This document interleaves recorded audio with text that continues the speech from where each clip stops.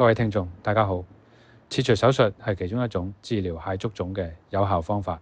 不過，因為切除手術會造成新嘅傷口，縫合後亦會增加傷口附近皮膚嘅張力，令蟹足腫有頗高嘅復發風險。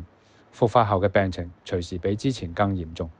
針對呢個問題，醫學界一路探求唔同方法，其中之一就係喺切除手術後附加放射治療。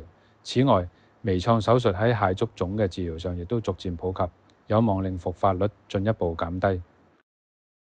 咁到底何謂蟹足腫微創切除手術呢？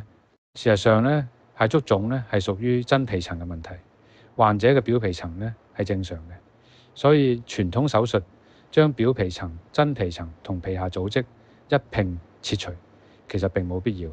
蟹足腫微創切除手術嘅原理咧，係喺表皮層開一個相對細小嘅傷口，再透過呢個細小嘅傷口，將引致蟹足腫嘅真皮層部分疤痕、增生組織徹底切除，而表皮層部分則可以保留。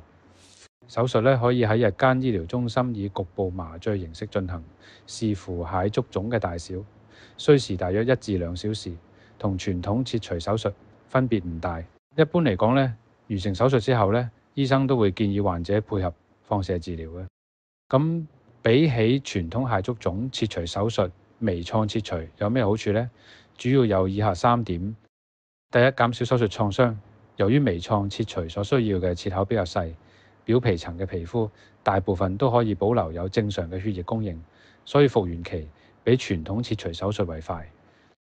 第二，降低復發風險。微創手術可以避免大範圍皮膚缺損，引致傷口張力增加嘅問題，預防新形成嘅傷口導致蟹足腫復發。研究顯示微創切除手術配合術後放射治療，蟹足腫嘅復發率可以低於1成，遠比傳統切除手術為低。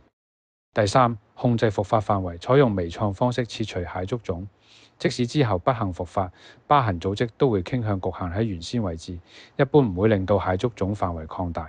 同時，如果及早察覺復發，跟進治療亦都相對簡單，例如可以採用類固醇注射、激光治療、局部冷凍治療等方式處理。蟹足腫手術之後有啲咩注意事項呢？同一般外科手術一樣，術後應該保持傷口清潔。而因為接受蟹足腫微創切除手術之後，保留落嚟嘅表皮層會相對比較薄，術後更要做好傷口保護，康復期內減少嗰個位置嘅活動。最後必須強調，微創切除手術唔一定適合所有蟹足腫患者，視乎唔同情況，患者可能比較適宜接受類固醇注射、壓力治療、冷凍治療等等。如果有蟹足腫問題，建議盡早求醫，了解適合自己嘅治療方案。希望今日嘅分享可以幫大家選擇更適合嘅蟹足腫治療方式。